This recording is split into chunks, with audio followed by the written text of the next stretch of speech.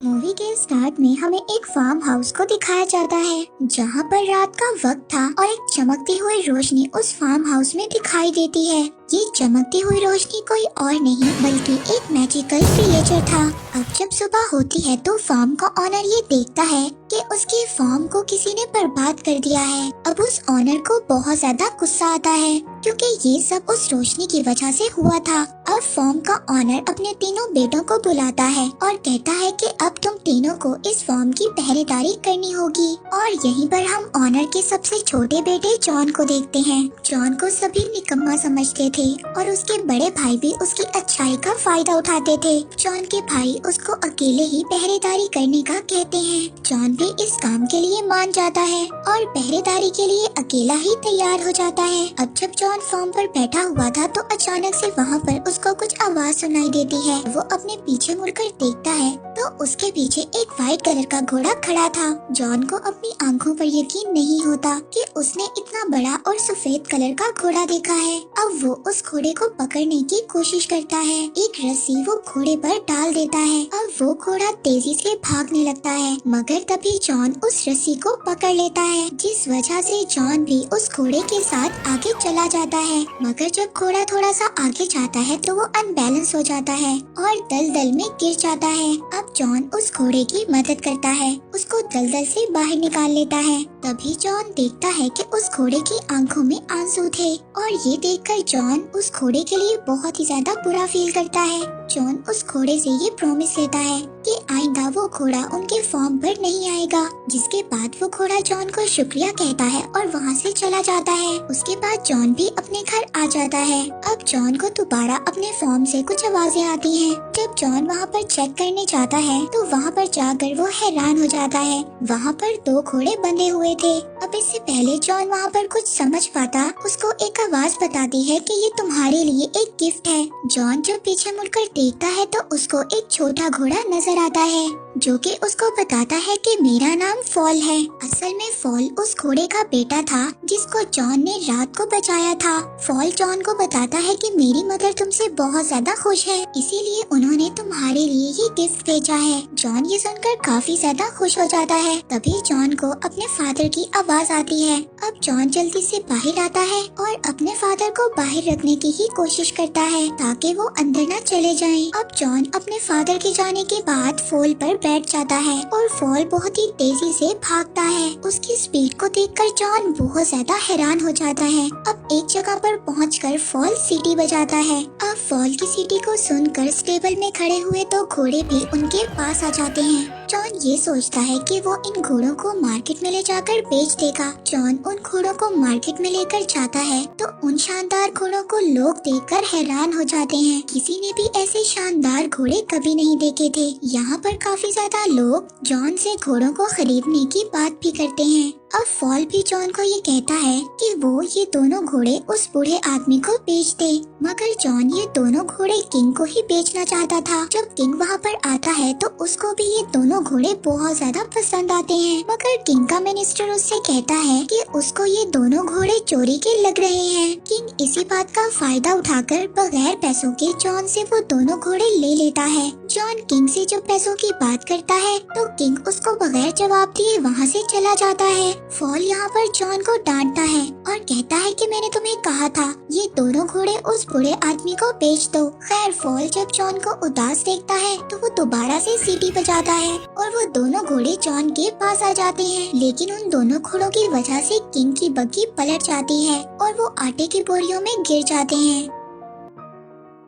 अब किंग को इस बात से बहुत ज्यादा गुस्सा तो आता है मगर किंग चैम्बर की वजह से कुछ भी नहीं कहता और वो जॉन से इन घोड़ों की कीमत लगाने का कहता है। जॉन उन घोड़ों की बहुत ही ज्यादा कीमत लगाता है जिस पर किंग के लोग उसको सजेस्ट करते हैं कि वो जॉन को अपने पास ही काम करने के लिए रख ले क्योंकि जब जॉन यहाँ पर रहेगा तो किंग अपनी बेइज्जती का बदला भी ले सकते हैं। जॉन भी उनकी बात को एक्सेप्ट कर लेता है और वहाँ पर रहकर किंग के कामों को करने लगता है। अब किंग का असिस्टेंट किंग से कहता है क्यों ना हम जॉन से एक फिनिक्स बर्ड को बुलवाएं। वो एक फायर बर्ड था और उसको लाना बहुत ज्यादा मुश्किल था। अब किंग का असिस्टेंट ये कहता है कि उसको लाना बहुत मुश्किल है और जॉन उसको कभी भी ला नहीं सकेगा और तभी आप जॉन को मौत की सजा सुना देना। अब किंग को अपने असिस्टेंट का आइडिया बहुत अच्छा लगता है। किंग अब ये सब जॉन से कहता है। जॉन भी इस बात के लिए तैयार हो जाता है। अब फॉल को जब ये बात पता चलती है तो वो जॉन से कहता है कि ऐसा करना बहुत ही ज्यादा खतरनाक है, क्योंकि जिसने भी ऐसा किया है और जो भी उस बर्ड की तलाश में गया है कभी भी वापस नहीं आया। मगर जॉन ने ये चैलेंज एक्सेप्ट कर लिया था, इसलिए वो पीछे नहीं हट रहा था। अब फॉल को भी जॉन की मदद करना थी, इसीलिए अब वो जॉन को एक जंगल में ले जाता है, जहाँ पर वो उसको एक ड्रीम नट दिखाता है। वो जॉन को बताता है कि ये फायर बर्ड के स्पेशल नट्स हैं और वो इनको बहुत ज्यादा पसंद करता है। मगर ये नट्स ऐसे हैं जैसे ही वो फायर बर्ड इनको खाएगा वो गहरी नींद में सो जाएगा, जिसके बाद हम उसको आसानी से पकड़ लेंगे। जिसके बाद अब ये दोनों उस जगह पर पहुंच जाते हैं जहाँ पर फायर बर्ड रहता था। फॉल उसको ये भी बताता है कि फायर बर्ड जमीन के नीचे रहता है। अब वो उस जगह पर कुछ नट्स को फेंक देते हैं और उस फायर बर्ड के बाहर आने का वेट करते हैं। अब जैसे ही वो फायर बर्ड नट्स की खुशबू सूंघता है तो वो जमीन से बाहर आ जाता है। अब वो फायर बर्ड मजे से उन नट्स को खा लेता है, जिसके बाद वो बेहोश हो जाता है। अब जैसे ही जॉन उस फायर बर्ड को पकड़ने जाता है तो वो दोबारा से जिंदा हो जाता है। अब वो फायर बर्ड जॉन के पीछे पड़ जाता है। वो उनको पकड़ने के लिए जॉन और फॉल के पीछे भागता है, जिसकी वजह से पूरे आइलैंड पर आग लग जाती है। उस फायर बर्ड ने जॉन और फॉल को पकड़ लिया था, जिसके बाद जॉन अपने पास आखिरी नट पड़ा हुआ उसकी तरफ फेंक देता है। जैसे ही वो फायर बर्ड उस नट को खाता है वो बेहोश हो जाता है। अगली सुबह जब वो जागता है तो उसको पता चलता है कि उन लोगों ने उसको चेन में कैद कर लिया था। जब जॉन उस फायर बर्ड की तरफ देखता है तो वो ये देखता है कि उसकी आंखों में आंसू थे। ये देखकर जॉन को बहुत ज्यादा बुरा फील होता है, जिसकी वजह से वो उस फायर बर्ड को आजाद कर देता है। जैसे ही वो फायर बर्ड आजाद होता है वो अपने पंख फैलाकर वहाँ से उड़ जाता है और जाते हुए वो अपना एक पंख जॉन को दे देता है और वो पंख हीट की वजह से ग्लो कर रहा था। फॉल जॉन को कहता है कि किंग अब तुम्हें नहीं छोड़ेगा, मगर जॉन फॉल से कहता है कि शायद वो इस पंख से किंग को ये यकीन दिलवा दें कि उन्होंने फायर बर्ड को पकड़ा था। जब वापस जॉन किंग के पास जाता है तो किंग जॉन की किसी भी बात पर यकीन नहीं करता। अगले ही दिन जॉन को मौत की सजा के लिए लाया जाता है। जॉन वो पंख निकालकर सबको दिखाता है, मगर वो पंख अब ग्लो नहीं कर रहा था और किंग जॉन को मारने का कहता है। जब किंग जॉन को मौत की सजा देने लगता है तभी वहाँ पर फायर बर्ड आ जाता है, जिसको देखकर सभी लोग बहुत ज्यादा हैरान होते हैं और वहाँ पर इकट्ठे सभी लोगों को जॉन की बातों पर यकीन आ जाता है, जिसकी वजह से अब किंग को जॉन की सजा खत्म करनी पड़ती है और साथ ही जॉन को किंग प्रमोशन भी दे देता है। इस बात पर किंग और भी ज्यादा गुस्सा होता है। अब वो अपने मिनिस्टर को कुछ और प्लान सोचने का कहता है। बहुत ज्यादा सोचने के बाद किंग का मिनिस्टर उसको एक आइडिया देता है। वो कहता है कि क्यों ना हम इस बार जॉन को एक माउंटेन की प्रिंसेस को लाने भेजें। पहले तो जॉन इस बात पर कामयाब नहीं होगा और अगर वो ऐसा कर लेता है तो इसमें आपका ही फायदा है। आप उस प्रिंसेस से शादी कर लेना, दोनों ही तरफ में आपका फायदा है। किंग को ये आइडिया बहुत ही ज्यादा पसंद आता है और वो जॉन को इस मिशन पर भेज देता है। अब जॉन उस सार माउंटेन पर पहुंच जाता है जहां पर वो प्रिंसेस रहती थी। वो देखता है कि माउंटेन पर कैसल के अंदर जाने का रास्ता एक बहुत ही मोटी बर्फ से बना हुआ है, जिसको तोड़ना बहुत ही ज्यादा मुश्किल था। तभी अचानक से वहाँ पर फायर बर्ड का एक पंख उड़कर आता है और उस बर्फ की दीवार में लग जाता है, जिससे वो दीवार टूट जाती है, जिससे वहाँ पर एक पानी का सैलाब आ जाता है। फॉल उसमें बहकर नीचे गिर जाता है और एक स्नो बॉल की तरह माउंटेन से नीचे गिर जाता है। जॉन अब कैसल के अंदर जाता है। उसको वहाँ पर बहुत ज्यादा लड़कियाँ नजर आती हैं और वो सभी लड़कियाँ सो रही थी। अब उनमें से असल प्रिंसेस कौन सी थी ये जानना बहुत ही ज्यादा मुश्किल था, लेकिन उस फायर बर्ड का एक पंख खाकर एक लड़की के पास गिर जाता है, जिससे कि जॉन ये बात समझ आता है कि वही लड़की प्रिंसेस है। जॉन उस लड़की की खूबसूरती को देखकर हैरान हो जाता है और उसको बताता है कि उसके किंग उससे शादी करना चाहते हैं। मगर वो लड़की जॉन से कहती है कि अगर तुम्हारे किंग इतने ही ज्यादा बहादुर होते तो वो मुझे यहाँ पर खुद लेने आते। और वो ये कहकर वो प्रिंसेस पहाड़ से नीचे कूद जाती है। जॉन भी अपनी जान की परवाह नहीं करता और उस प्रिंसेस के पीछे कूद जाता है। अब फॉल उन दोनों को वहाँ पर बचा लेता है और दोनों को अपने ऊपर बिठाकर आराम से नीचे ले आता है। फॉल जॉन को देखकर ये समझ गया था कि जॉन प्रिंसेस को पसंद करने लगा है। फॉल उसको समझाता है कि अगर ये बात किंग को पता चल गई तो तुम्हारे लिए मुसीबत और भी ज्यादा बढ़ जाएगी। यहाँ पर प्रिंसेस भी सब बातें छुपकर सुन लेती है। प्रिंसेस को भी ये लगता था कि वो शायद जॉन को पसंद करने लग गई है। इसके बाद वो लोग किंग के पास वापस जाते हैं। वहाँ पर सभी लोग इतनी खूबसूरत प्रिंसेस को देखकर हैरान हो जाते हैं। अब किंग जब जॉन को जिंदा देखता है तो उसको गुस्सा तो आता है, मगर किंग के आदमी उसको समझाते हैं कि इसमें उसका ही फायदा है। अब वो लोग जॉन को प्रमोट भी कर देते हैं, मगर जॉन इन सबसे ज्यादा खुश नहीं था। उसको प्रिंसेस की फिक्र थी। अब वो छुपकर प्रिंसेस के पास जाता है। इससे पहले कि वो प्रिंसेस को कुछ बताए, किंग के लोग आकर प्रिंसेस को वहाँ से ले जाते हैं। अब किंग प्रिंसेस को शादी के लिए प्रपोज करता है, मगर प्रिंसेस उससे कहती है कि वो एक शर्त पर शादी करेगी कि अगर वो प्रिंसेस को वो रिंग ला कर दे जो उसकी दादी की थी। और वो रिंग एक समंदर में गिर गई थी और वो रिंग जब तक उसके पास नहीं आ जाती वो शादी नहीं कर सकती। अब प्रिंसेस की बात से किंग वहाँ पर परेशान हो जाता है, मगर तभी वहाँ पर जॉन आता है। जॉन को जब किंग देखता है तो ये काम भी जॉन को कह देता है। जॉन फॉल से उस किंग के बारे में बात करता है, मगर फॉल उसको कहता है कि उस रिंग के बारे में उसको कोई भी नॉलेज नहीं है। मगर फॉल इस बारे में अपनी मदर से बात करता है। वो उसको बताती है कि वो रिंग वेल के पेट में है, जो वेल उनको समंदर के बीच एक आइलैंड के पास मिलेगी। अब जॉन फॉल के साथ जाता है, मगर वहाँ पर कुछ बर्ड्स के टकराने से फॉल नीचे गिर जाता है और पता चलता है कि जॉन उस वेल तक पहुँच गया है। जॉन पानी के नीचे बड़ी बड़ी जंजीरों को देखता है और उन जंजीरों से बंधी हुई एक बहुत बड़ी वेल को देखता है। जब जॉन पानी से बाहर आता है तो फॉल उसको बताता है ये पूरा आइलैंड ही असल में वो वेल है जिसके बारे में फॉल की मदर ने उसको बताया था। जॉन वेल से पूछता है कि ऐसा उसके साथ किसने किया।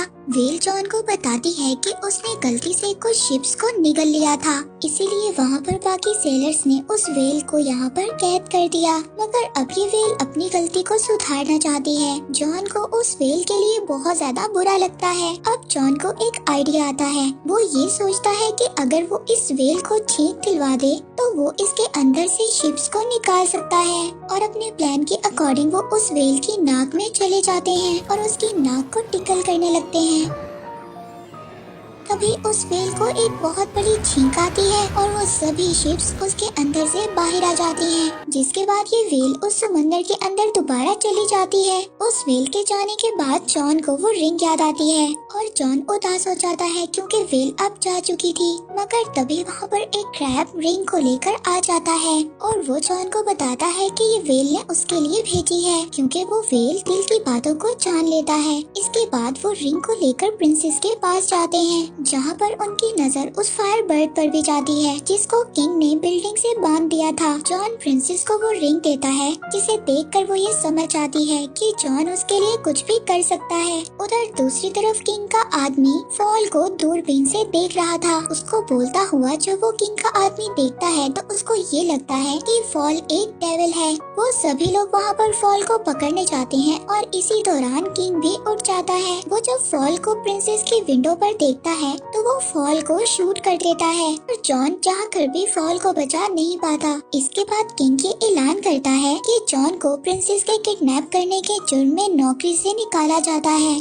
और कुछ ही दिनों में उसको मौत की सजा मिलेगी। तभी प्रिंसेस फॉल से मिलती है और उसको बताती है कि उसके एक आइडिया की वजह से जॉन और भी ज्यादा मुसीबत में फंस गया है। वो फॉल को बताती है कि उसने किंग को शादी से बचने के लिए 3 अलग अलग पॉट्स में नहाने के लिए कहा था, जहाँ पर पहले पॉट में उबलता हुआ पानी और दूसरे पॉट में बर्फ का पानी और तीसरे में उबलता हुआ दूध होगा। उसने किंग को बताया कि ऐसा करने से वो दोबारा से जवान हो जाएंगे, मगर किंग को ये सब ठीक नहीं लग रहा था। जिस पर किंग का आदमी उसको कहता है कि पहले वो इन सब चीजों को जॉन पर आजमा कर देखे। अब प्रिंसेस फॉल को इस बात से बचने का तरीका बताती है। अगर वो पहले पॉट में उसकी दादी की रिंग और दूसरे पॉट में उस फायर बर्ड का पंख और तीसरे में लाइफ और डेथ फ्लावर्स डाल दें तो जॉन की लाइफ बच सकती है। फॉल प्रिंसेस से उन फ्लावर्स के बारे में पूछता है, जिस पर प्रिंसेस फॉल को कहती है कि वो फ्लावर्स उसको दुनिया के आखिरी कोने में मिलेंगे। फॉल कहता है कि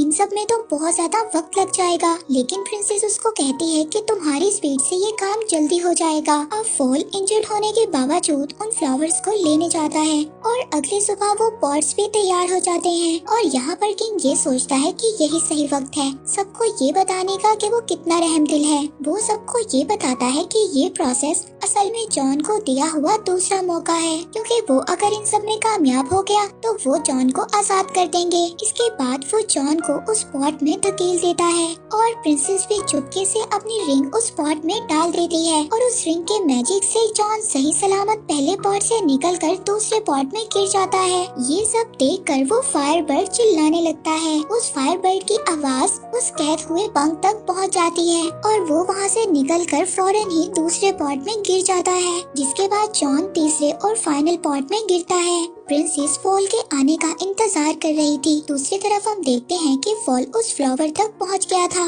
लेकिन उस फ्लावर को तोड़ने से पहले फॉल को ये पता चलता है कि इस फ्लावर को जो भी तोड़ेगा उसकी डेथ हो जाएगी। लेकिन इस बात की परवाह किए बिना वो उस फूल को तोड़ लेता है। उधर बाकी सब लोगों को ये लग रहा था कि जॉन मर गया है और वो सभी लोग उदास होकर वहाँ से जाने लगते हैं, पर तभी वहाँ पर फॉल आ जाता है जो कि उस फ्लावर को उस पॉट में गिरा देता है और देखते ही देखते जॉन उस पॉट से एक प्रिंस की तरह बाहर आता है। अब ये देखकर किंग भी पहले पॉट में जंप लगाता है, मगर दोबारा से जवान होने की बजाय वो एक बबल में कैद होकर वहाँ से चला जाता है। सभी लोग इस बात को देखकर बहुत ज्यादा खुश होते हैं और वो अपना नया किंग जॉन को बना लेते हैं। जॉन और प्रिंसेस फॉल को ढूंढने जाते हैं। फॉल को ये लग रहा था कि अब वो मरने वाला है, मगर प्रिंसेस फॉल को बताती है कि वो फ्लावर सिर्फ उसका टेस्ट ले रहा था। मूवी के लास्ट सीन में हम जॉन और प्रिंसेस की शादी को देखते हैं और इसी के साथ ये मूवी यहीं पर एंड हो जाती है।